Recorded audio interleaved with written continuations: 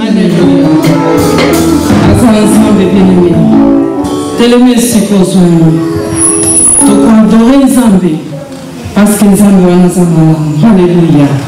Après, si vous êtes temps qui peut. Après, si vous êtes paiement, il y a offert. Après, si vous êtes vie, il y a offert. A télémé, si vous êtes le sous le Sikao. Oui, combien de bambes hôpital?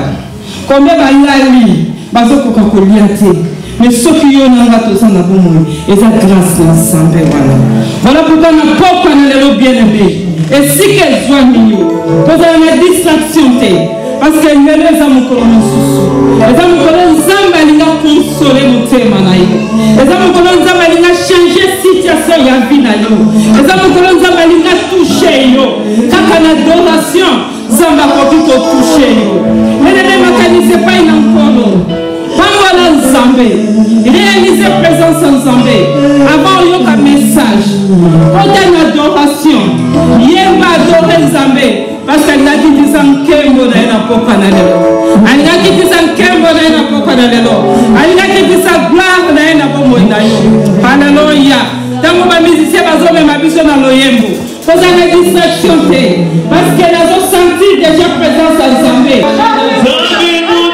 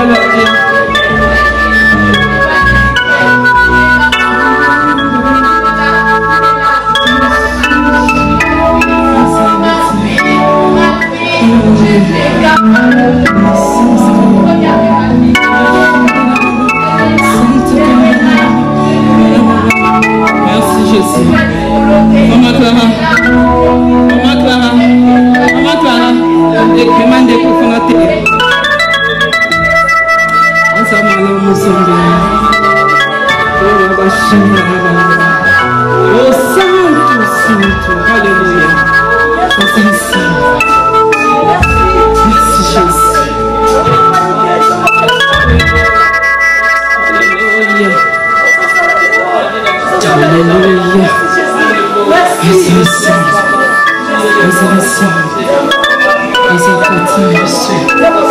résurrection, alléluia.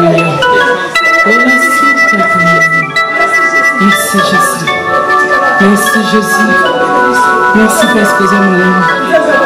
Merci parce que vous êtes là. Seigneur, merci. Parce que tout ce qui t'a au nom au nom de Jésus. Amen. Te bételier sur ma beaucoup makasi. Nous avons un peu de biso. Tous ma place na biso to vandi. Présence en Zambé zakati na biso. Avant que tout le monde message na biso. Saint-Esprit bisingai. Nguya na eza makasi. Ce que vous avez la distraction te à toucher yo, à consoler yo, à délivrer yo. Alléluia. Tous en a Saint-Esprit. Et ça jour peut-être que ça jour à délivrance na yo. Et que ça jour à l'obico na yo. Et que ça jour on s'amène à consoler. Voilà pourquoi vous avez la distraction te pour te bander déjà. Alléluia. Quand thème na ngeza, nous avons pas mbola bino, nous avons za beaucoup pour la présence na ye. Nous avons amona bino lo le futa bino. Quand thème na ngeza le Fils de l'homme est venu pour détruire les œuvres du diable. Donc, moi, dans la moto, ayaki kobebi sa misala Satan. Avant que tout le monde message nabiso, Jésus-Christ a banni déjà pour détruire misala Satan. Alléluia. Bien aimé, ma canne, ce n'est pas une sika o cause de distraction. Mais ça vraiment ma toi une carte sika o parce que nous avons déjà salé là. Bien aimé, na soute malheureusement ali les plans d'amour de Dieu. Plein d'amour de Dieu les amis. Plein il y a Olingo dans Zambé. Plein d'amour de Dieu. Plein d'ensemble les amis pour la. Plein d'ensemble les bandes les amis qui. Plein d'ensemble les bandes les amis qui. Bisous tous à la bière. Plein d'ensemble les bandes les amis. Bisous tous à la kimia. Alléluia. Il est dans un distraction que nous allons passer dans le message. Il y a vraiment ce nom que parce que nous sommes ensemble sur le banc. Amen. Position bien. Nous allons dans la mission. Plein d'ensemble, les amis sont bien. Plein d'ensemble, les amis qui sont tous en Kimia. Plein d'ensemble, les amis qui sont au Balaka. Plein d'ensemble, les amis qui sont au Bota. Plein d'ensemble, les amis qui sont au Balaka. Afin de prendre na lula atindi biso na mokila tobike bo dominer bo sala na grâce dans Zambé makambo nyonso ezala mokona bino alobi na créer bino na image na ngai voilà pourquoi nalingi bosepela na mokili oyo mpe na Nzambe ezalai biso tokufaka te tozala na vie éternelle mpe na Nzambe ezali yo ozala na vie éternelle mpe na Nzambe ezalaki yo obelaka te. Plein d'ensemble ezalaki yo osaka na suscité osaka na mawate osaka toujours mwasi esengo mobali esengo nde wana plein d'ensemble amen ya mwana plein d'ensemble kati na biso plein d'ensemble ezali osaka na suscité plein d'ensemble ezali odomine nde na lobi bible lobi acrée biso na image na ye na ressemblance na ye donc toza ba ressemblance en Nzambe toza ya Satan te.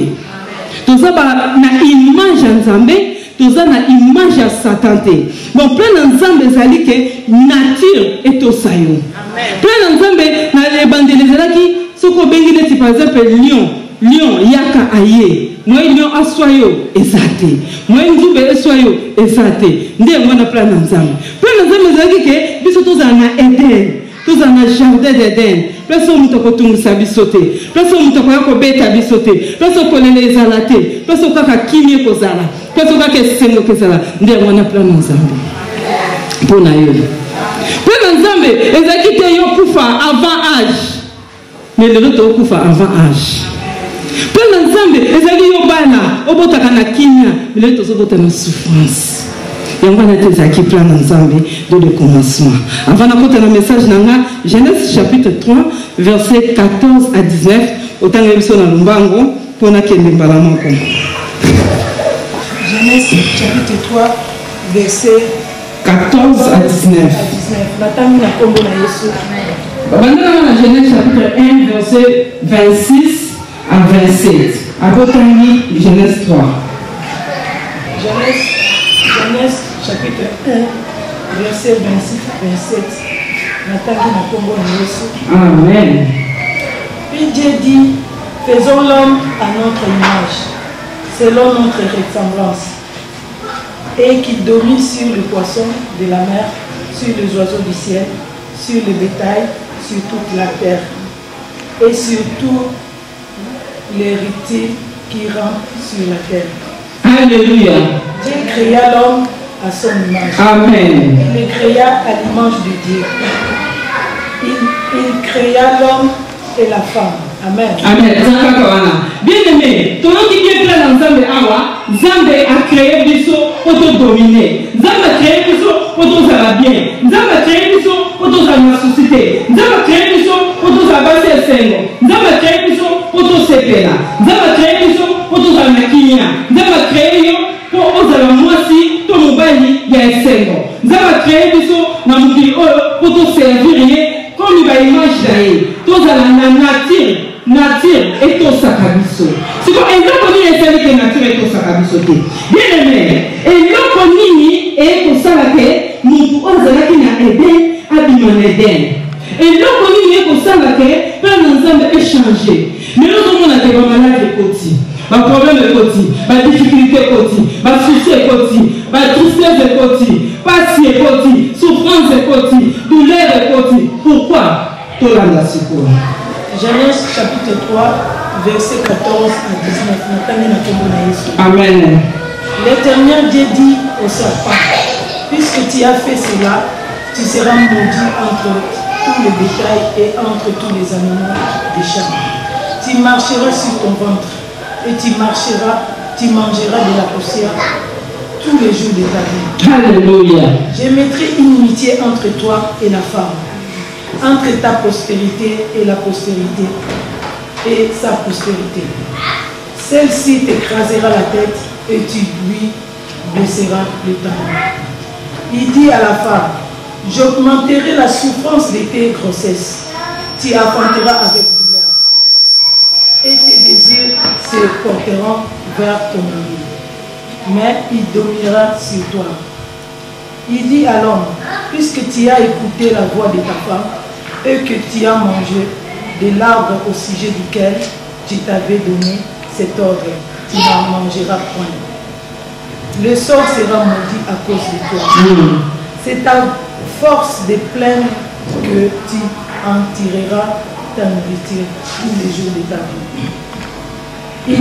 Il te produira des épines et des roses et tu mangeras de l'herbe des champs.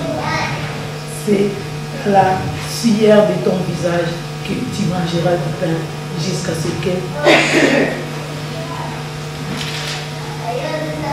ce que tu retournes dans la terre d'où tu as été pris, car tu es poussière et tu retourneras dans la poussière. Amen. Alléluia. Déclarez le votre sang de votre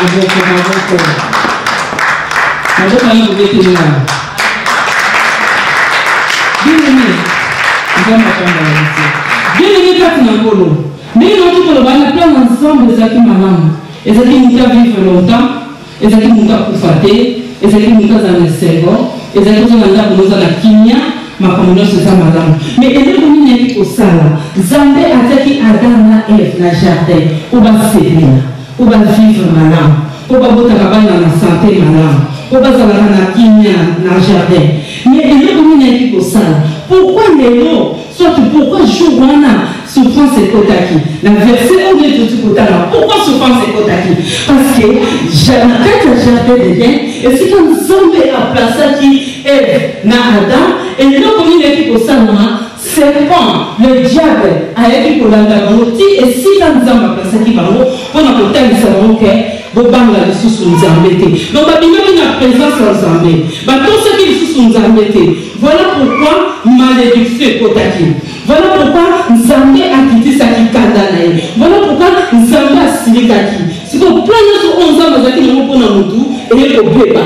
Plein de choses ont Zambé qui n'ont pas dans le tout et au sila.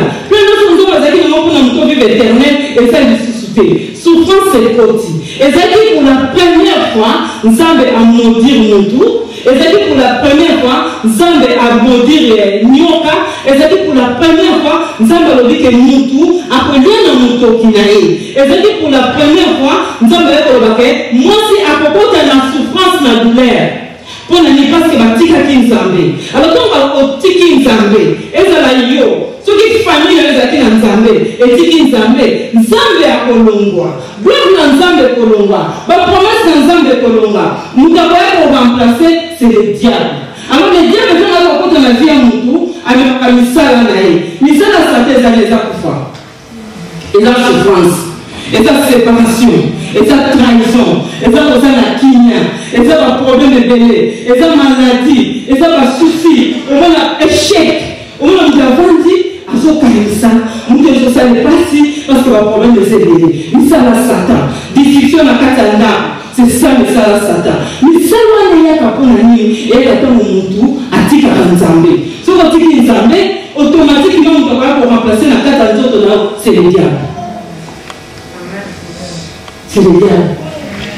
Si vous avez musique dans Nzambe, on dit musique dans Nzambe, automatiquement la promesse pour le monde, on va le dire pour l'ailleurs, au moment où on se soutient, on va nous donner la souffrance. Bible dans Romains chapitre 3 verset 23, continuons déjà au temps de Kakawana. Bible c'est ce que, on ne va pécher, va priver la gloire.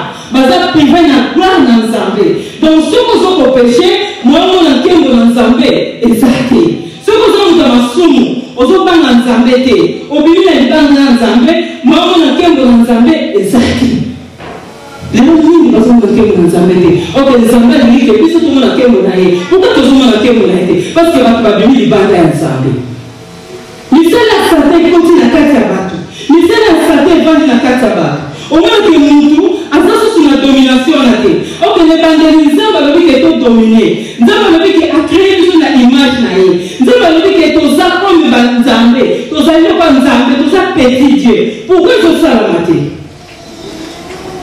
Pourquoi tout ça la maté? Tellement que pourquoi va Élie? Azaki la nature Nzambe, azaki la présence Nzambe. Nous devons Élie à quel ennemi? À Kanimboula. Alors oui, pendant 3 ans et demi, vous les pouvez tâter. Selon ma parole. L'Ilobananzambe, comme a dit, moi, l'Obanangaï, Nakali Mboula, pour la Malobanangaï, Mboula est au bête à l'issue 3 ans et demi, vous les pouvez tâter. Mais Nzambe, le grand monde est, à Zaki la Nzambe, présence Nzambe, ça l'a dit, Nzamba Kokisi, à Kali Mboula pendant 3 ans et demi. T'as pas pourquoi Josué? Dites-moi dans votre cohésion. José, à quel Simone? À mon équipe, tout le soya, à l'obéir les arbres, la santé, la nature ensemble. Mais les choses dans la nature ensemble. Aux dans la nature ensemble. Aux dans la nature ensemble. Alléluia. José t'aime habiter dans la nature ensemble. Mais les arbres du tout, ma haute potoloma, il faut mourir ça là. À quel Simone? Avec tout, au Koyate. Mais la vérité de tout, c'est continuer à finir. Mais la personne, il y a un autre Sokota. Il y a un autre Sokota. Il y a un autre Sokota. Alléluia. On y a un autre Sokota. Quand l'église pose un chaud. Alléluia. Pour ça, maintenant, on est dans l'église. Il faut que c'est clair. Alléluia. Il me dit, chauffé, à tel Simone. Il est tellement malheureux de l'autre. Attends, on ne passe à pas un beau pour que bien au nom de Jésus, on ne passe les choses sur la caca. Au nom de Jésus, il y a des choses sur la caca. Est-ce que vous pouvez bien la démon? On se peut bien la démon de l'eau. Dans l'église de l'eau. À cause de la problème dans Zambété, à cause de la haine, à cause de la problème, dans la famille de l'eau, à cause de la problème, à cause de la problème dans Zambété, à cause de l'issue, nous gagnons bon ensemble de cette issue.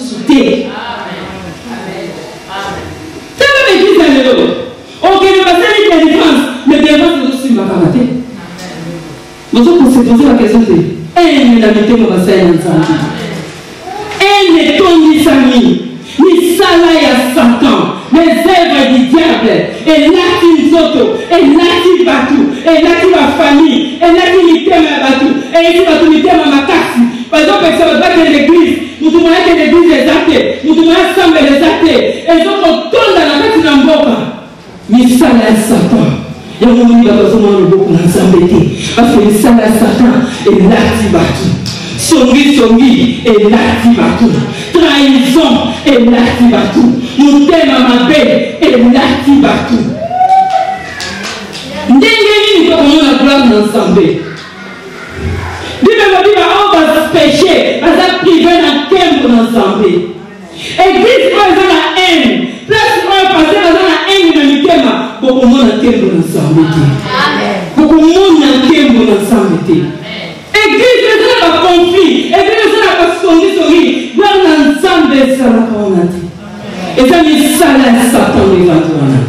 Misala Satan Latin Zoto, Misala Satan qui ok, nous t'attendons les bosso, azotia qui ok, nous t'attendons les bosso, azotia le fundo, nous t'attendons les bosso, Naki Ndoki, nous t'attendons les bosso, Napoyina, nous t'attendons les bosso, Azola Makamuna Libanda, nous t'attendons les bosso, Vileza Malamuti. Yo nous avons fait mon service. Parce que nous avons fait mon service. Parce que nous avons fait mon service. Banda au sein de défense et ça caca. Tout passe à part au nom de Jésus et aussi laté. Et donc il le pété. Vous avez vu le dit qu'on y a d'abord au nom de Jésus. Pas de moment qu'il en a, pas de démon à dire dans un petit cailloti.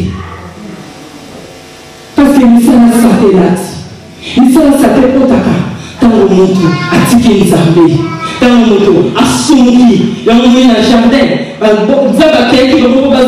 l'éternité, va vivre vie, il y a des belles, mais nous n'y pour ça là. Tant que nous Satan, va passer nous amener au Congo. Satan y est, à côté, nous avons passé à vivre, parce que nous avons beaucoup d'amitié. Alors, les diables, plein d'amis, qu'on se sépare de son ensemble.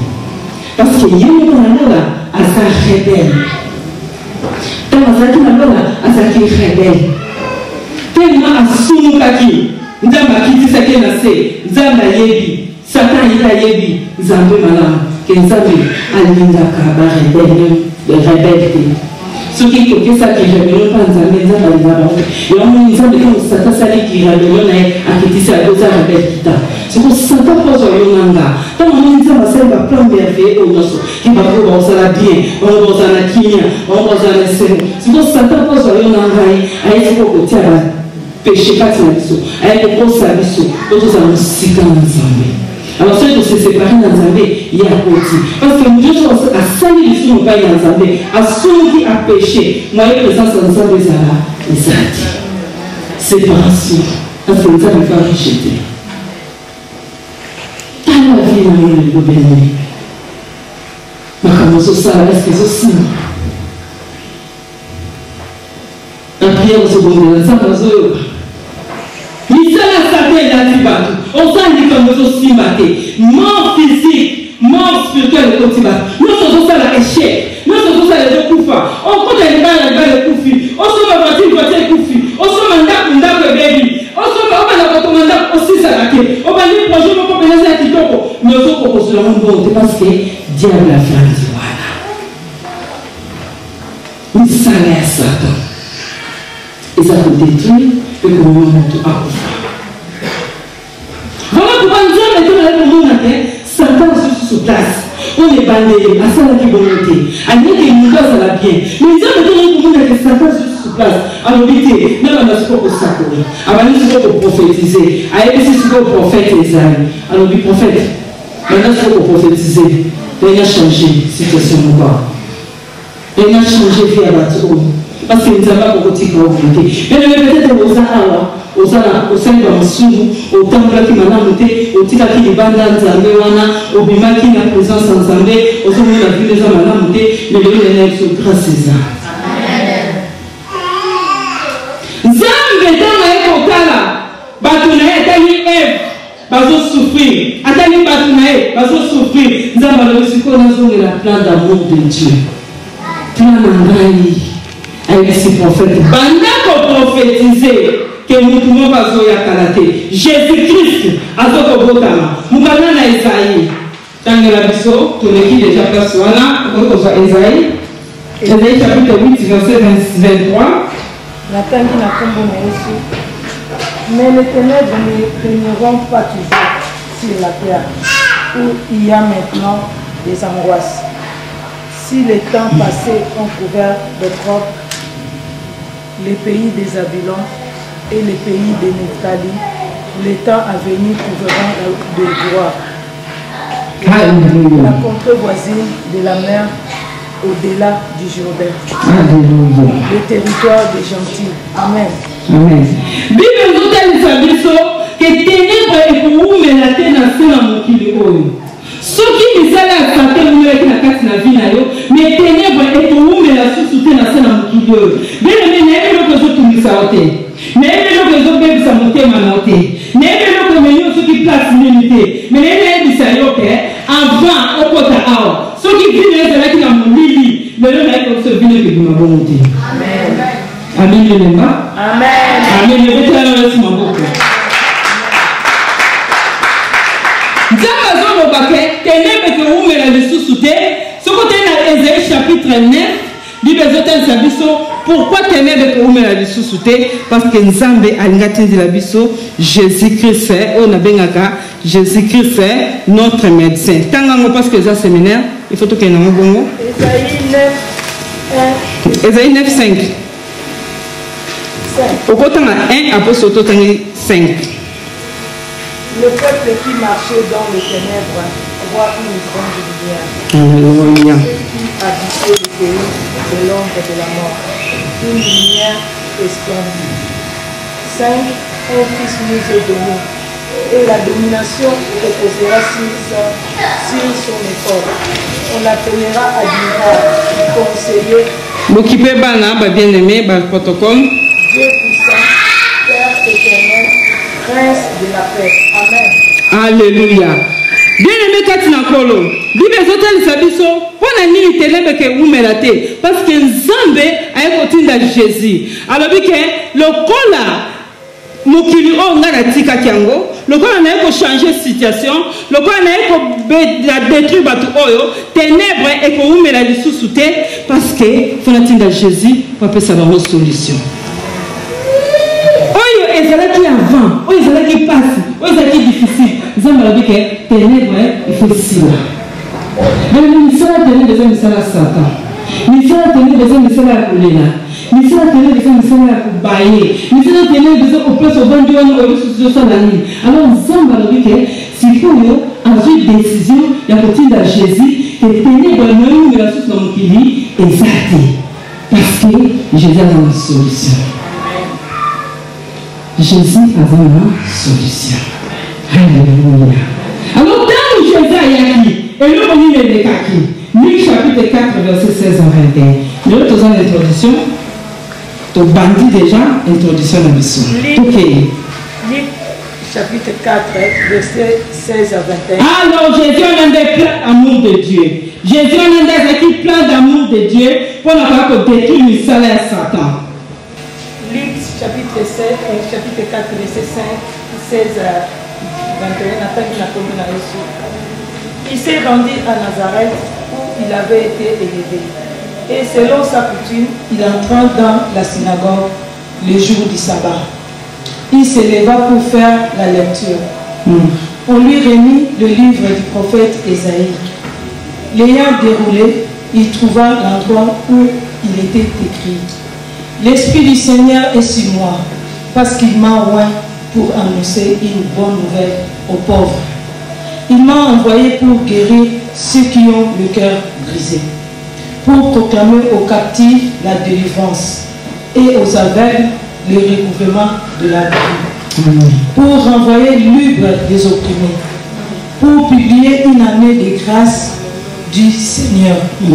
Ensuite, il roula le livre, les remit aux serviteurs et s'assit. Tous ceux qui se trouvaient dans la synagogue avaient le regard fixé sur lui. Alors, il commença à leur dire: Aujourd'hui, cette parole de l'Écriture que vous venez d'entendre est accomplie. Amen. Alléluia. Betelan kolo maboko. Betelan kolo maboko parce qu'azan sambe azana biso. Dites-le katina kolo. Ndenge na utu kotelisa wana misala ya nzambe liboso ezalaki malamu mpona biso. Misala ya nzambe ezalaki tovivre bien. Misala ya nzambe ezalaki tozala na kimia. Misala ya nzambe ezalaki tosepela. Misala ya nzambe ezalaki souffrance ezala te. Pourquoi souffrance ekotaki? Pourquoi même souffrance ekoti na vie na yo? Ndenge na yo kotalisa wana ezalaki parce que peut-être osumukaki obimi na présence ya nzambe yango tokomi privé komona gloire na nzambe. Yango toza privé mai tomona nkembo na nzambe eza te. Yango toza privé mai todomine eza te. Ok, dès le commencement na totalisa yango nzambe akreeli biso po todomine. Nzambe akreeli biso tozala likolo na nature. Nzambe akreeli biso todomine likolo na nyonso. Tokelaki na image na nzambe. Toza ressemblance na nzambe. Esengali tozala na biloko wana nyonso tosalela yango. Toza bapeti dieu. Mais loko nini ye kosala Satan aye kokosa bato na Eden. Alors bato tonga pa basuki directement nzambe alongoli gloire na ye. Peut-être que la famille n'a pas quand même encore. Nzambe amza ngoli gloire ne ozomona nkembo na nzambe te. Mais nzambe kwa sababu ngoni tutanga kina mukana na Isaïe, batali sibiso ke nzambe azongi na plan na ye d'amour de Dieu, avec le Jésus-Christ, ou aye pour détruire misala ya Satan. Jésus-Christ aye pour détruire misala ya Satan, aye pour kopesa yo victoire, aye pour kopesa yo kinya, aye pour kopesa yo Seigneur. Yamba grâce wana, yamba grâce wana, yamba grâce wana au nom de Jésus. Alléluia. Bible dit Jésus-Christ est envoyé à partir de la temple, au temps de la temple. Lorsque mission en Jésus, mission en Jésus, c'est la n'a pas une bonne nouvelle. Aïe pour personne une bonne nouvelle. Mais les bonnes nouvelles les amis. Quand vous avez malade avec ce Kobi qui s'amène. Quand vous avez un avec ce Kokamolani. Quand vous avez malade avec Kabi qui s'amène. Quand vous avez malade avec Kabi qui s'amène. Mais on a la bonne nouvelle. Nouvelle est madame de ma bête. Jésus-Christ a lié pour faire sa bonne nouvelle. Alors il y a ceux qui n'a lié, n'a pas détruit Satan. Parce que la nouvelle est qu'il y a ma bête. Parce que la nouvelle est qu'il y a souffrance. Parce que quand la trahison, qu'on est là. Ok, Nzambe a créé qu'il faut dominer. Nzambe a créé qu'il faut longa. Alors Jésus-Christ est envoyé, elle a besoin de puissance, elle a besoin de pouvoir, elle a besoin de dominer, elle a besoin de tikisama, elle a besoin de pangolama, elle a besoin de kangolama, elle a besoin de Seigneur, elle a besoin de grâce. Au nom de Jésus. Jésus-Christ a été misala ya Satan. A été détruit misala ya Satan.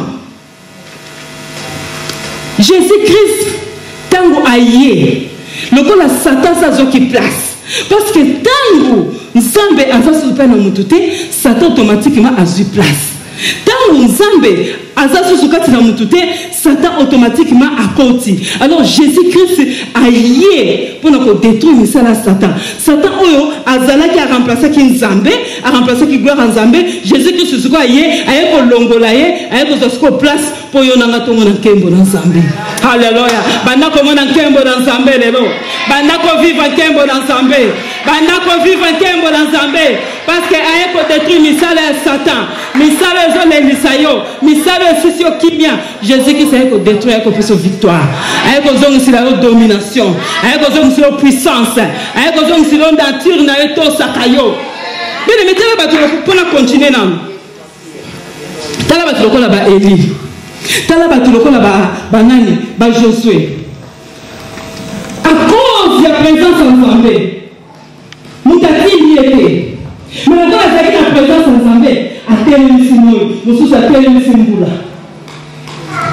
Donc, si vous avez une Nzambe, Nzambe a la capacité à faire ça au pays de la vie de la cité et comment. Amen. Il faut exister quand on a le bureau par la mort. Si vous avez un nature Nzambe, mais si vous avez un nature Nzambe, même vous faites ce quand il fait soin. Mais quel est le droit? Non, la tine qui va monter le Samoul. Nous avons une qui va monter. Non, la tine qui va monter le Samoul. Nous avons une qui va monter. Mais pour la nuit, il faut monter le Samoul. Parce que ça, à côté le Samoul. Voilà pourquoi le vélo. On se sera délivré au nom de Jésus-Christ. Dans le corps de l'écouter. Dès que là, il se m'a beaucoup. Alléluia. Alléluia. Bible dit Jésus-Christ a détruire misala ya Satan. pe ayekozongi sabiso na gloire d'ensemble. Bible zolite sabiso que Jésus ayeko pesa kimia, ayeko guérir mitema o eza brisé. Et le mitema no peut-être eza brisé. Alors Jésus-Christ ayeko pesa o kimia, ayeko longisa yo na souffrance à motema eza brisé. Motema no peut-être eza brisé na ba déception. Motema no peut-être eza brisé na mama kambebele. Motema no peut-être eza brisé na ba trahison. Peut-être mon bal a trahir yo motema no komi brisé. Motema no peut-être eza brisé ba violer yo to ba violer yo mwana. Motema no komi brisé. Motema no peut-être eza brisé na ba déception. Motema lingaki mingi a décevoir yo. Ami lingaki mingi a décevoir yo. Motema no peut-être eza brisé na ba makambo belé. Ozola la te. Oyoka si na tambo na banque. Mais baboyi, motema no komi brisé. Motema no peut-être eza brisé. Ozola na mwana eza malade. Motema eza brisé. Alors Jésus que ça est pas kangola yo. Jésus est pas kangola yo. Jésus est pas kangola yo. Il y a la grâce ensemble wana. Au nom de Jésus. Mitema uzulela. Mitema comme na suka. Mitema wa ennemi. Bible lobi, il est venu pour na kobikisa mitema o ezali brisé. Tana mosala Jésus. Aye pour pesa le kimia. Aye pour a détruire misala ya Satan na vie na yo. Aye pour longisa yo. Aye pour omona grâce dans Zambé. Aye pour na ko détruire misala nyonso o Satan kotis na kata libota na yo, pe na kata libala na yo. Eloko Yesu alinga sana na vie na yango wana. Aye pour détruire malade yo va na kata nzoto bana na yo. Aye pour détruire kindoki o ekoti na kata libota na yo. Bible lobi aye na bonne nouvelle. Nouvelle a kolela te ya malamu. Yo peut-être ote koyoka mwana nanga ba pese kindoki. Mubai nanga sana kindoki. Mwasi nanga sana kindoki. Mama nanga sana kindoki. Mais Jésus Christ na poko na lelo aye pour na ko détruire. Alléluia. Azatel mama la. Bible soloba aye pour na ko délivrer. Pour na ko délivrer, pour na ko sala ba o ba mona kate ba mona. Aye ko grandre ba o ba kangama ki na maboko ya Satan libre. Misala Jésus Christ a qui ko sala ngwana. Yo okoma libre. Yo kolela la société. Yo zaki na maboko ya Satan. Yo zaki ko bota te. Mais tant que zo bondela, ozo bota. Yo zaki na kinya te. Tant que zo bondela, ozo za kinya. Yo zaki na seigneur te. Tant que zo bondela, ozo za seigneur. Parce que Jésus Christ a yeko ozala libre. Yo Satan kanaki. Tant que zo bondela, ozo koma libre. Ya mona ya papa na lelo, okobima ko te, ozo koma libre. Ozo koma libre. Ozo koma libre. Ozo koma libre. Ozo koma libre. Ozo koma libre. Ozo koma libre. Atobana na yo koma libre. Atobana baza koma libre. Bazo sa liberté totale au nom de Jésus. Il y a la grâce au nom de Jésus. Ozo koma libre au nom de Jésus. Dites le vite avec opération sans maman. Sans maman de Zali. Mais là, il y a le mot. À tous à qui la mission de nos âmes, elle est ici. Comment libre au nom de Jésus. Comment libre au nom de Jésus. Comment libre au nom de Jésus. Avec le détruire ça, Satan. Avec ça, que l'on mérite. Pourquoi on a un chèque? Pourquoi on a un ça de maté? Qu'est-ce qui se passe? Il y a des sabotages.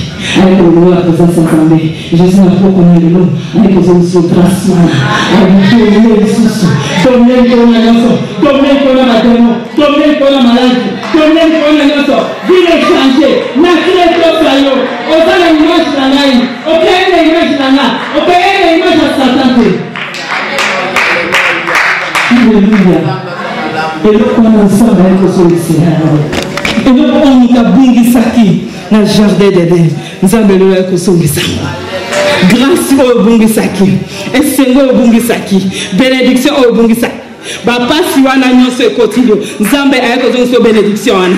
Nzambe ayako zonso esprit de domination wana. Nzambe ayako zonso grâce wana. Nzambe ayako zonso esengo wana. Nzambe ayako zonso facilité wana. Oh nyonso bungisaki, lelo na kombo na Yesu, récupérer yango au nom de Jésus-Christ de Nazareth. Alléluia. Nde musala Yesu yako sala yango. alobi bato nyonso bazalaki na maboko ya Satan babikisama mpe bamona gloire ya Nzambe. Peut-être ozomona susu gloire ya Nzambe te. Est-ce que ozomona nkembo na Nzambe? Est-ce que ozomona gloire ya Nzambe? Mais je dis que ça y est pour nous gloire ya Nzambe. Et le corps va être monté, on va et le corps va être aussi maté, on va aussi maman. Ce qui me dit qui est avec spirituel, aux hommes la bénédiction, aux hommes la bonté, aux hommes la sainteté, aux hommes la vanité, aux hommes la quignité. Mais Bible sur le bas, Jésus-Christ a lié aux hommes qui sont sur le dos pendant la pauvre naïs. On va donner comment la gloire, on va donner comment la sainteté, on va donner sur tout le monde ensemble. Il y a ma grâce, il y a ma grâce, au nom de Jésus. Alléluia. Nous sommes dans la casa da vida, na casa da vida biso. Biso Satan kotaki, ayeko na ko détruire, ayeko na ko lelisa. Mais Yesu alite. Nzambe antika mokili te. Yesu pakita. Pour bato babikisa. Yakoli na ko kana na so déclarer. Ndenge okoti awa comme servante na Nzambe okobima bongo te. Maladi nyonso ezotikala. Pauvreté nyonso ezotikala. Kasi nyonso ezotikala. Souffrance nyonso ezotikala.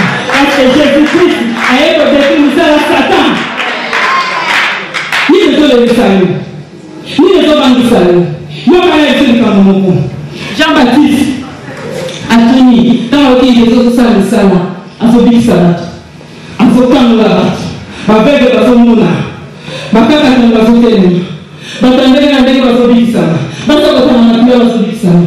Jean-Baptiste atindi bato azali na kati ya prison atindi bato abokele kotuna soki eza ye moto aza prophète aye kobikisa mokili to tozela lisusu. Eske bokele kotuna ye bokele kotuna sango mpona toyoka motu moko aza kuna azobikisa bato azosala bato babota. Jean-Baptiste a comprendre te. Peut-être que nous pouvons comprendre te. Allez, vous pouvez les sous. Vous pouvez retourner. Ce qui est allié, prophète Ozamba Baki, au massacre de la prophétisaki, tout le monde est dans le sous. Nous sommes vendus à Kali. Et vous avez encore la question. Nous sommes vendus à Kali. À vous que c'est Jean-Baptiste. Il y a un prophète.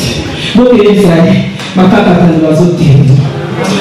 Ma frère va nous batambala bazoko mapire bato bakufa bazoko sekwa sango malamu ezoko teyama okelekeyesa Jean-Baptiste lokola ye aza prophète akoyeba nani akokosala makambo oyo nani oye kodétruire misala Satan nani akoloba te soki naza nani mepasi ya motala ya Esaïe esekomama mwana wana ntango akoya akoya mpona kodétruire misala Satan bokelekeyesa Jean-Baptiste ke bato bakufa bazosekwa noki nazala sekwaki eme sekwa na kombo na Yesu sekwa na kombo na Yesu sekwa na kombo na Yesu. Alobinga na koloba te soki naza nani bien-aimé nenda tunapeyi moto azosala ke baveugle bamona moto azosala ke baparalytique batelema moto azosala ke bato maladi babikisama moto azosala ke bato babota nga mpe naye kotuna yo estce moto yango kombole nani moto yango kombole nani moto yango kombole nani estce okobetela Yesu wana maboko estce okobetela Yesu wana maboko. Alleluya. Ami apesi réponse te aza prophète akoyeba mais ozomona Nzambe po comprendre tant que pour il y a des choses on aurait dû sauter mais bon Dieu Nzambe alakisa ke bakakaka bazotelema badelivrance ezosalama kini ezokota mitema batémoignage ezoya bato bazobikisana na baproblème na bango eloko bakelisana na zana biso. Alleluya. Nakoyebisa yo te mais misi na yo mbona soko oza mwana Nzambe okokomprendre ke Nzambe aza mwana. Ami Jean-Baptiste nakoexplike yo te sango malamu ezoteyama ke bato babika que l'homme de Dieu s'est mabe, ma famille est chargée. L'homme du docteur a pu se faire une mabe, ce qu'on y a, ça casse le biki. Mais on va vous mettre au bika. Alléluia, alléluia, alléluia, alléluia, alléluia, alléluia, alléluia, alléluia.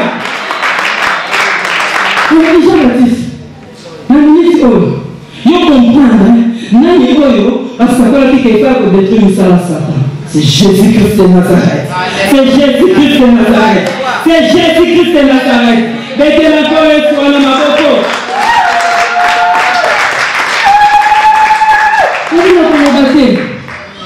Otulisano, est-ce que Nzamba Zali, Nzamba Sala Kakaka, Nzamba Zala Kakaka Kosala, avec les raisonnements. Mais comme on va Bakari, on n'anticipe pas la beauté. Il faut qu'on parle des Zambé, il faut qu'on parle des Zambé, Ami, je me dis, nous répondons de tout ça prophète. Je suis Yeba. Parce que comment on fait, dans mon colongo, quand on t'a dit, on a plein d'Zambé. Plein d'amour de Dieu, mais avant de détruire la Satan. Donc là, on voit que ça, ok, bah, fait de la mona, à toi, à toi, qui est à Kenya, nous, c'est quoi le discerner. Nous, on va comprendre que les bonnes nouvelles, elles sont claires. Partout, on va se faire là. Batabita, on va se faire quoi. Nous, on va comprendre que, dans le ministre, on va se faire la Makila, c'est la qui est Katanaki. Nous, on va comprendre, mais ça, on a avec le détruire le Satan. Plein d'amour de Dieu à travers ce Jésus. Gloire au bon Saki, les bandés, au bon Saki Lobby, yes, le rêve que son Israël. Avec le dominer, avec votre Kenya, avec votre nature, on a pouvoir, on a puissance, on a au nom de Jésus. Et nous m'avons aussi et tiqué au travail. C'est ça. Pour l'ensemble pour la mission. Zambana ça a bien aimé. Zambana c'est le comment on fait. De le mettre au bon de la place comme il t'a au bon de là. Ton côté de ma bien aimé. Jésus-Christ a été au service à Satan. Madame peut comprendre madame quand il a vu que Jésus a lié pour détruire le Satan. Mais ça là au Satan ça c'est la carte de l'âme. Le problème au Satan c'est la carte de l'âme. Alors Jésus que ça y est pour détruire dans la combe de Jésus. Avant la vie de Jésus pour la bonne vie de la chose de la volonté. Parce que nous avons dit dès le début que nous qui les avons déjà m'appelé. On a Satan au taki.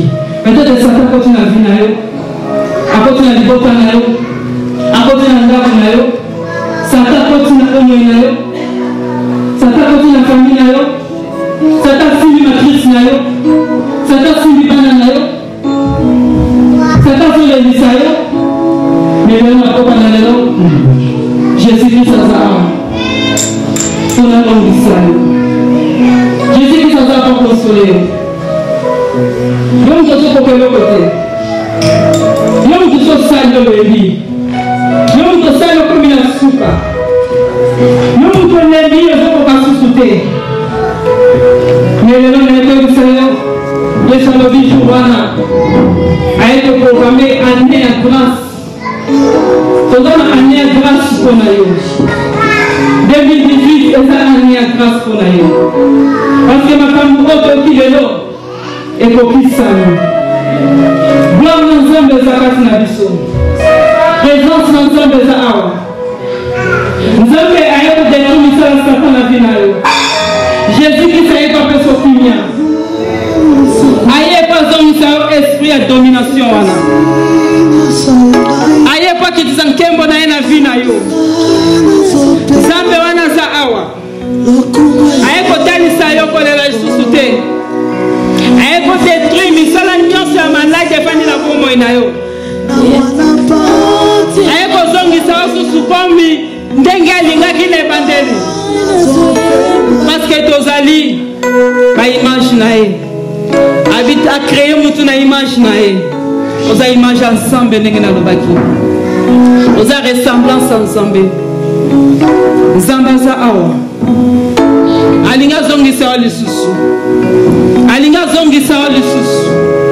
na kati na plan na ye malamu wana alinga zongisa motema na yo yo mutu ozolela lelo oza awa ozosala makambo nyonso ezosimba te nyonso ozobanda ezokweya kaka na se Jésus ayepa azongisa osusu grâce yo mutu oza awa olotaka kaka mabe ozoyoka kaka basango mabe Yesu aye mpona kodétruire plan ya Satan na vie na yo yo mutu oza awa Oza na difficulté à kobota. Satan avande les matrices na yo. Yesu aye. Pona ko détruire misala Satan na vie na yo. Yo muto oza awa. Ozangi kimia. Esengo ezate. Eza misala Satan. Yesu aye. Pona ko détruire ngo na vie na yo. Yo muto oza awa. Batema bazotungisa vie na yo. Mais Yesu aye. Pona ko détruire misala wana na vie na yo. Yesu aye pona ko détruire misala ya Satan. Plan nyonso Satan sali na vie na yo. Yesu aye pona ko neutraliser yango. Yo muto oza awa bien aimé.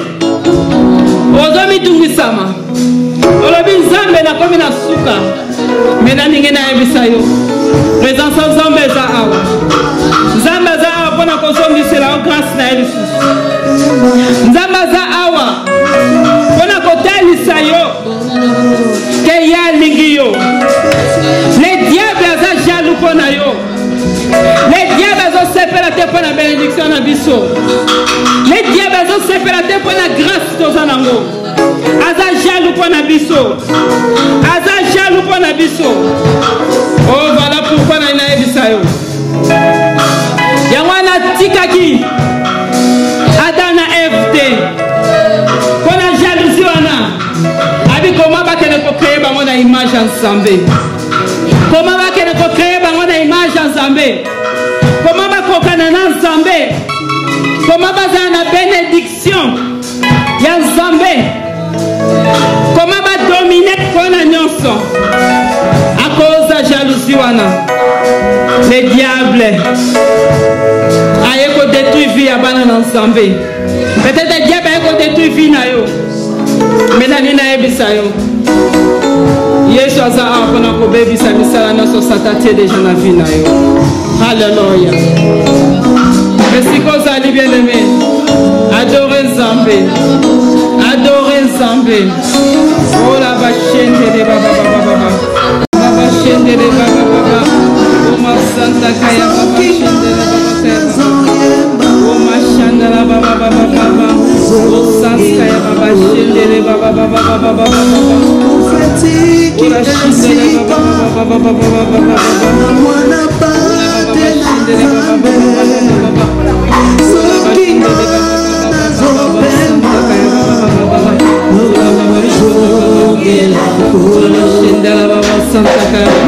Détruis misanya sa Satan. Misanya so Satan tena vina yo. Ozo mona clair tena vina yo. Manako détruire ngona kombo na Yesu. Au nom de Jésus-Christ de Nazareth.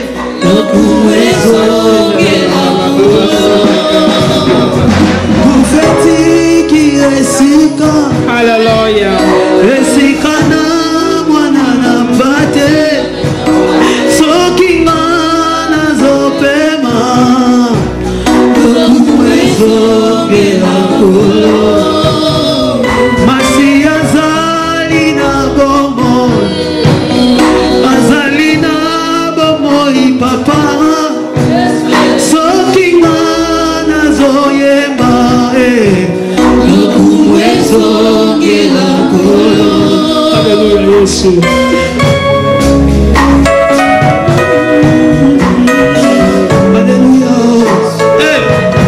Si Jésus. Alléluia.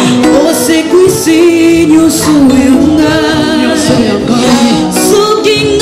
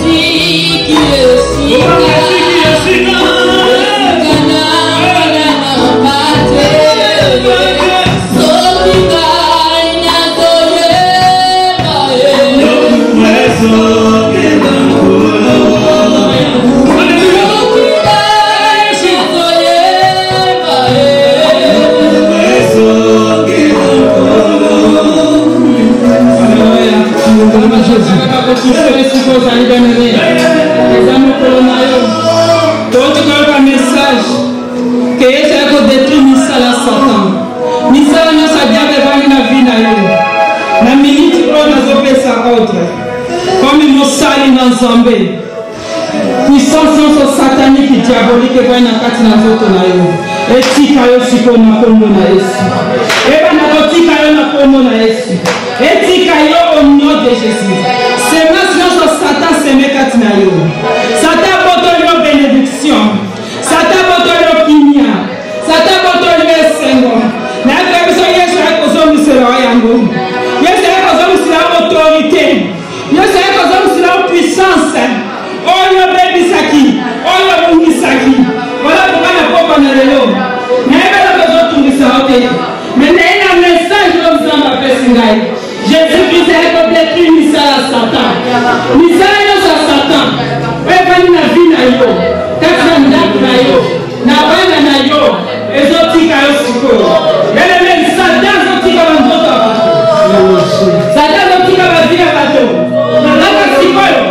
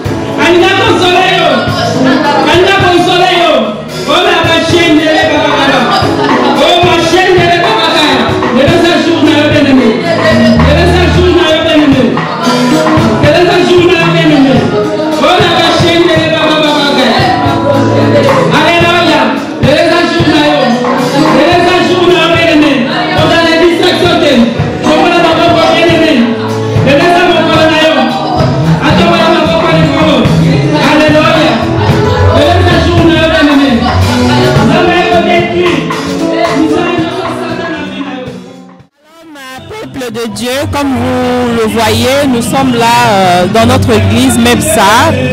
Donc, après avoir passé 3 jours de séminaire, nous sommes là encore aujourd'hui. Nous allons essayer de faire des interviews avec nos participants qui vraiment na 3 jours. Il y a bénédiction. Sur thème le Fils de Dieu apparu pour détruire les œuvres du diable. Donc voilà, ma soeur, ma frère, vraiment point de vue na bango par rapport il y a 3 jours. Il y a un séminaire Oyo. Voilà, j'appelle déjà ma soeur est là. Bonjour sœur. Voilà, sœur Nabisa Zoya.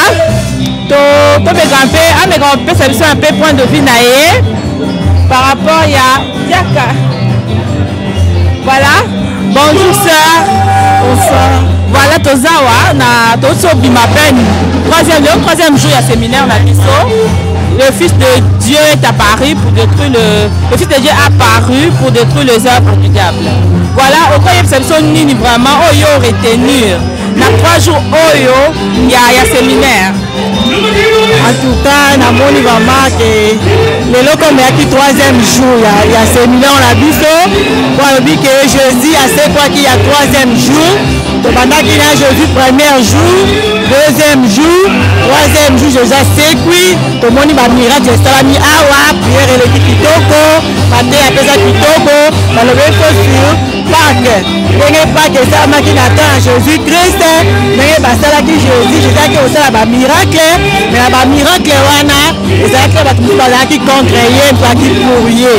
Mais je sais là qui va moquer, ayaki, on a pu se battre ma soumou, et puis elle sait qui va que la posta là miracle, on me dit nous le Obama, et puis et ça là après Jésus-Christ a dit qu'on couffe, et puis c'est bon que la couffe, et puis la couffe quoi. Jésus a couffe, et puis la 3e jour avec couffe quoi. Il y a moi la monnaie, et puis il y a mon journal de l'Ezaki à Pâques. 3e jour Jésus a c'est quoi qui. Donc dans un serment mingi, la 3e jour, en tout cas dans ma salle de miracle, à Saleli manque la manque, à Posa Naya, tout cas la commission. Voilà, et bon par rapport à. Il y a ma soeur, ma frère, qui était. Oye, ça va revenir prochainement. En tout cas, ma frère, bayaki te na ba sœur, bayaki te en tout cas borate, pate eleki kitoko. En tout cas, tozi bénédiction. Oh Jésus ayaki nango apesi pe biso. Na mukolo alelo. En tout cas, prochainement makambo bozangaka te. Faut bozalaka, faut bokutana na Jésus-Christ parce qu'il est le seul. Oh azali ko soutenir biso na ba problème na biso. Na makambo na biso azali ko soutenir biso. Azali ko batela biso, azali ko zala. Nous mboko to ya ba paya oh. Les amboka moko zalaka toujours na prière. Sans prière en tout cas mawami. Yango na pambo nzambe la kumisie. Merci beaucoup ma soeur. Toujours à ce moment la biso vraiment il pas zaki parmi biso na séminaire. Shalom maman. Bonsoir. Bonsoir. Ma présentation pour la formation. Comment on a maman Julie, na bali na noshbo. Voilà maman Julie. Vraiment 3 jours il y a un séminaire na biso uti oleka. Alelo zaki dernier jour na biso lelo. Message clé nino yo vraiment retenir na séminaire. Message na suis d'abord eza journée résurrection ya Christ. Donc eza monene epai na biso. Eza monene epai na biso ba Christ. Donc moi personnellement na sepeli na saka makambo na nzambe na sentiment te. Doso na ye epai mpona zwi conviction mpona ya yangwana na ye. Donc na sepeli komona esika ba mama bazali mosala oyo ezosalama nkolo asube ekende liboso. Lokola eza volonté na nzambe nayebi ke na kati na volonté na nzambe bitumbela makasi mais soki volonté na nzambe eza na kati na esika wana elongo eza nango kaka oyo ye nde moto atinda nga mo nazalaki moto nalobaki na bamakambo ya baeglise bacongolais nakolinga kokenda ngo su te mais nalobaki eloko moko kati na nga oyo nzambe alobi moto akoloba na ye so nzambe alobi kende yo kotelema te donc nayaki parce que nazwaki conviction napamboli nzambe mpona baumbu na ye mpona mosala eleki na esika oyo nazopambola kaka ekontinue mboka oyo mpe eza na mposa bamama batelema message nanga mosusu na koloba ezali eke mingi bavandi parce que eza église na biso te donc osana nzambe azaka nzambe okoki kozwa libiki na yo meme esika yo osambelaka te eza teke mpo yo ya ifoka osambelaka place wana donc nga mpe nayaki nazala parmi bamama engage te mais naza mwasi mpe naya kati na Christ donc soki kozala mpe kati na bafame engage eza mpe ka mosala na nzambe donc okoki kofika meme esika yo osambelaka te église ebikisa motu te yesu masiya nde abikisa donc vraiment nzambe apambola bino apambola bamama na bapapa mpe basoutenir mosala vraiment merci maman.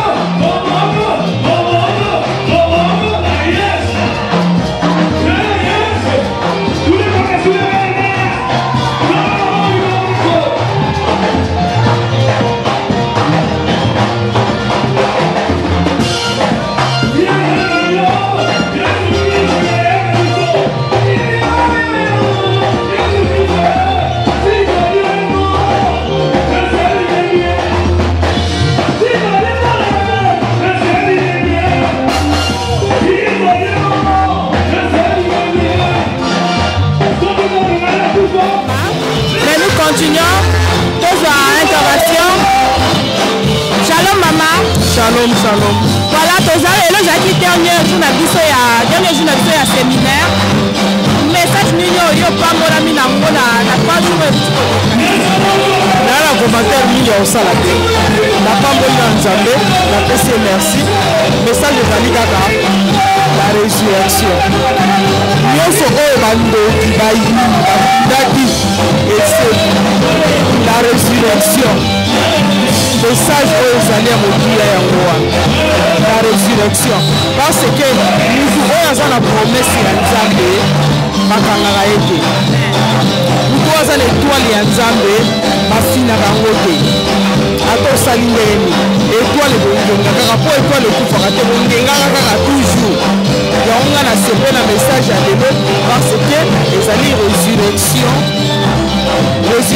les alliés libération à Bissau et puis victoire à Bissau. On a besoin de merci pour le message à l'élo. Vous êtes plutôt de maman Nangaï, pour la bande de la Bissau, papa Nandaku, pour le baraquet, église à Congolais, au centre de la cité, pas à la dessus, dans l'église, papa dans la barreau, pas une nation en ensemble de la tête parce que pas à la dessus. Mais ça, je ne peux pas ça, bango, je peux pas ça, bango, pour ça, il y a un localisé une femme. Pour ça, bazana pour ça. Surtout le bazana pour ça, c'est aussi, bazana pour ça aussi. Problème les alliés wana. Problème de la famille pour le bandeko wana. Saint-Esprit, Asimba, Saint-Esprit, oya simba la mité ya batu. Asimba. Bamona batute. Bamona kamaloba ya batute. Ma sœur, je te dis une chose. Faut aller pour battu. Ma lobby, au battu basali.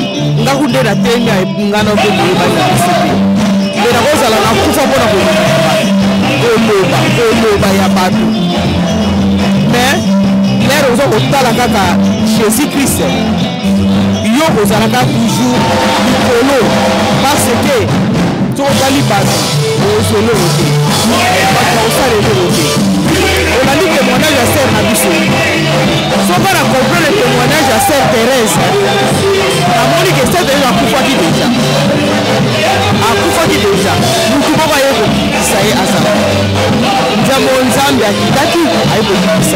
Donc, on a repris ce message. Nous allons continuer au monde de la bataille de Bazana. Zambie a Sunga Bango. Nous avons montré Sunga Bango. Bas à la dessus et l'autorité. Pour nous, Azali, même la Bible de l'Obi nous dit l'homme qui se confie à l'homme. Mais celui qui se confie à Dieu, il ne sera jamais confondu. Il ne sera jamais dans la honte. Il est sorti à beaucoup solide. Il est sorti à beaucoup n'a pas cité.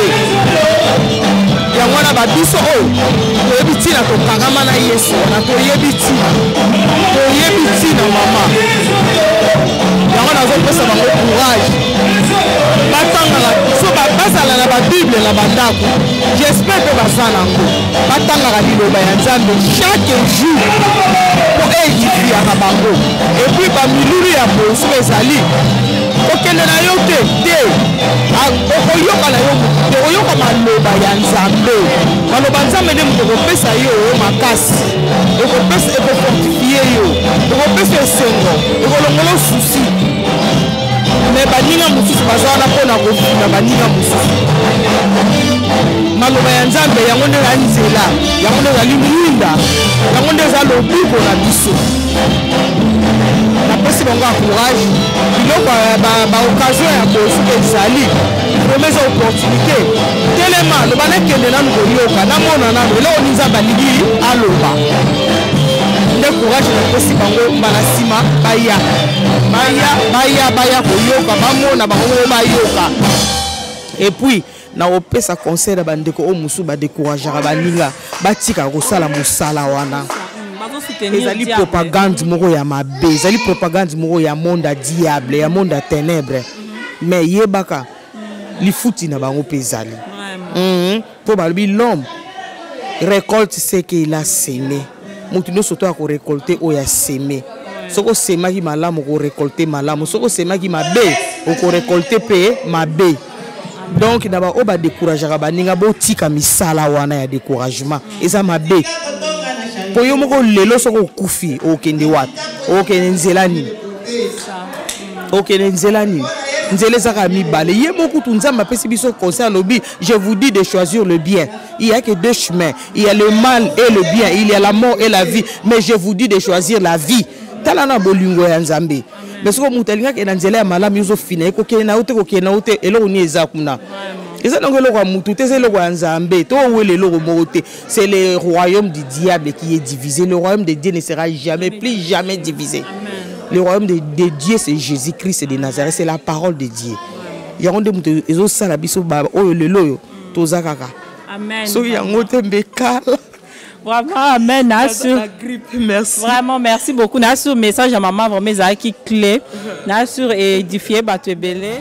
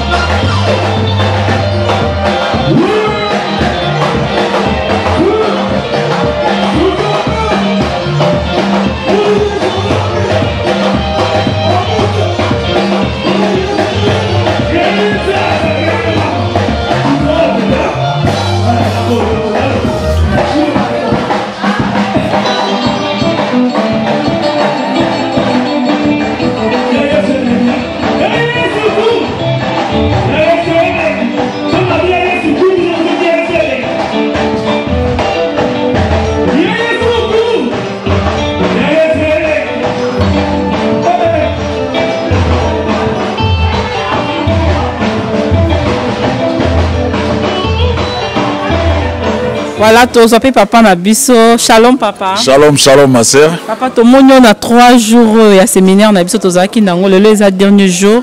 Au cours de Sabiso vraiment message Nino Leki. Qu'est-ce que retenir na message à l'élo? Bon message Zaka Gamoko c'est Jésus-Christ de Nazareth. Donc tout dans la Pâques Jésus-Christ est notre Pâques. Donc, donc 3 jours, on parlait que vous présentez sur Jésus-Christ, la force, la vie de Jésus-Christ et la résurrection. Donc, au nyonso, ayekat na oisika, vous avez un problème, donc vous avez ressuscité.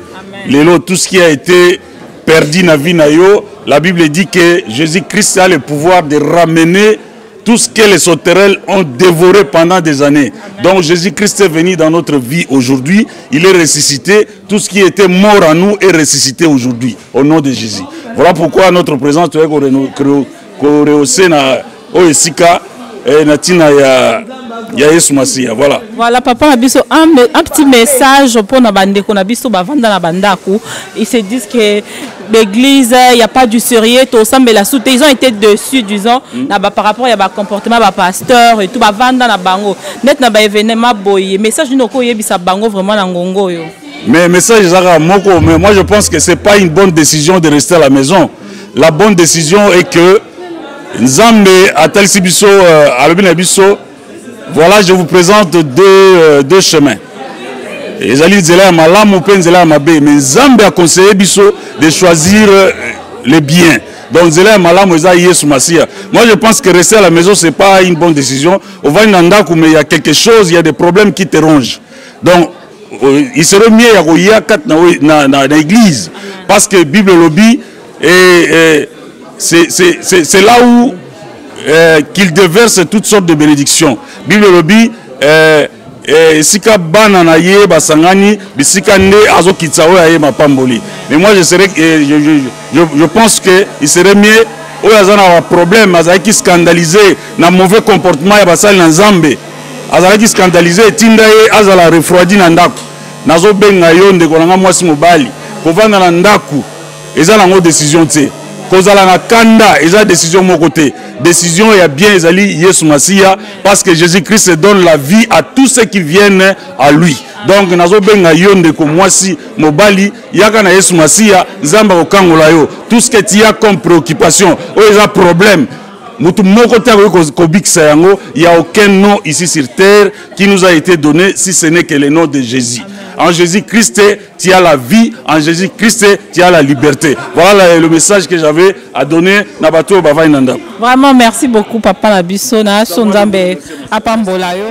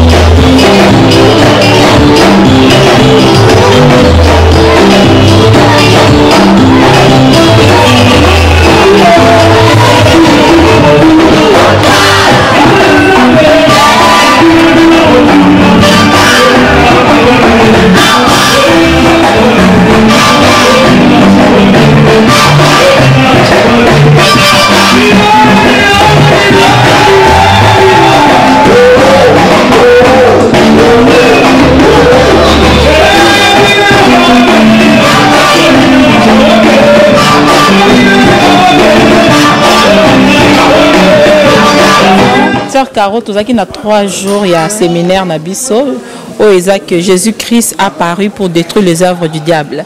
Maintenant, il y a ça vraiment. Et là, on a retenir comme clé, il y a un message depuis Tobandaki, jour il y a Libosoti, le 3e jour. Bonsoir, bonjour, peuple de Dieu. On a retenir. Et ça que l'œuvre morte, il y a bon inabiso et ça ressuscité parce que Jésus-Christ a ressuscité aujourd'hui le 3e jour parce que le jour de Pâques, donc c'était le jour où Jésus a qui ressuscité. Donc on se koufaki na bon inabiso aujourd'hui et c'est Queen Yesu. Ce qui peut-être ne konango zotala libala na yo ba problème nanda konayo nyoso oyo monaki ke koufaki na aujourd'hui avec Jésus, si tu crois en Dieu, ils ont ressuscité. En tout cas, na pambola maki, na pambola mina 3 jours, na le kaki awa, na pambola mina maloba ya servante na biso maman Sephora. C'est ça comme voilà moi message mki na bande ko na biso ba yakite ou ba vai na banda ku ba tala to rokete. Ah maramboana donc o yebsa bango nini vraiment que bazo raté kaka. Na koyana bango te. Ezaka ande bazo détruire vie na bango. Baza na ignorance. Mais nzamba touché bango na senga kaka nzambe onga na sambelaka a touché mitema na bango. À la prochaine fois ton ba omona ba affiche ba nini ba ya ata pour 1 minute et sauver kapé kaka. Donc voilà, merci beaucoup ma sœur. Donc Tocho Yoka vraiment ma sœur Nabiso Caro a passé quand même participation par rapport à il y a 3 journaux, qu'est-ce qu'elle a pu retenir et puis message clé vraiment ils allaient qui sur la résurrection du Christ. Jésus-Christ a koufaki 3 jours après à sekwaki. Donc on sait qu'on a eu souvent les aki qui a sekui na ba passe na biso na maladie na biso na ba souffrance na biso na ba kiseliba na biso makambunyo so etungisa biso Yesu a sekwaki nango. Mais pour que Yesu a sekwa na passe na yo ma sœur mon frère na conseiller il faut lukaye. Donc Yesu a se manifester na ba o ba lukakaye ba o nyoso bovai na ndaku na ebite to mekipe ko ba msusu bazo salanga na osalanga boye to eba ke so naza na makasi ya roke musala eza parce que nzambe wana nda lingi donc to consacrer à moi 1 minute moi 30 minutes ya vie na biso ko pesa nzambe wana vraiment et ozala malamu mingi et la kisake toza quand même reconnaissant na oyo a osalela.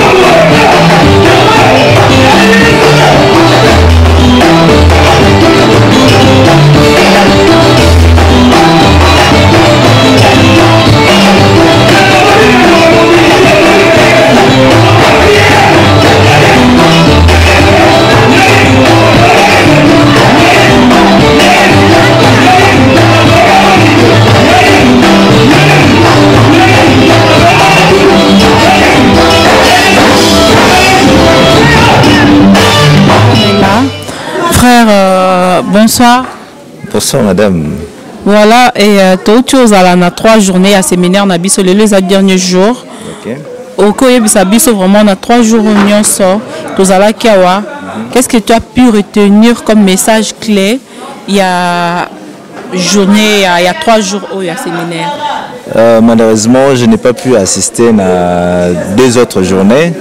Naïga Lelo, déjà dans le poteau que vaut mieux la fin d'une chose que son commencement. Je suis venu aujourd'hui, j'ai été béni. Naoki maté tout ça, donc ça m'a touché. Et voilà. Voilà, et maté à Nino, yo pendo retenir par rapport à un message la servante de Dieu, Maman Sephora, à TI. Maman Sephora, je crois qu'à TI, Lelo, ils apprennent la résurrection de Jésus. Jésus, il est mort physiquement, et puis après 3 jours, il est ressuscité. Quand il est ressuscité, il a ramené tout.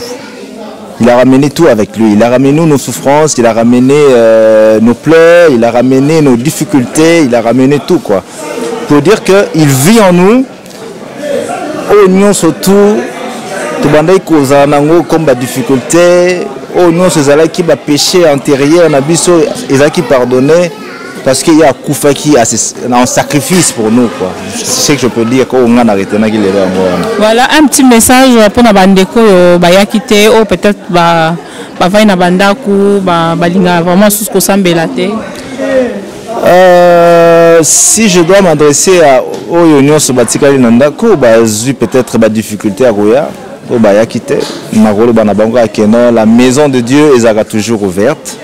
Tout le monde a témoignage pour dire que Nzambe Azako Sala, il est vivant, il est là pour nous. Pour tout le monde. Je crois que l'on a qui témoignage à notre soeur, à Bikina cancer. Autre cancer, donc tu ne fais que penser à l'Iwa, mais il y a Bikina cancer parce que Nzambe a chaki le beau qu'on a baki yoko kufate Nzambe azo sala pour dire que Nzambe azako sala. Tu as l'église totale à gâter non parce que qu'on a une église où on a des congolais à boiter. Tu as une église tout semble là parce que c'est sika oyo. Attends nda kusoko zi ba difficulté aussi peut-être ba distraction mais ce que effectivement nous centre à manifester Pépé à Sala. Donc je peux inviter prochainement Baya. Donc voilà. Voilà, merci beaucoup mon frère. Et quand des frères n'ont pas vraiment tous invité Binonio au Boya quitter l'événement aller le sobolingi pe boya rejoindre biso tous déjà on a tous tous les dimanches dans l'église Mepsa. Donc voilà, ndenge na ucholoba to sanganaka vraiment tous les dimanches na Forenga l'église Mepsa de 10h juste à 12h30.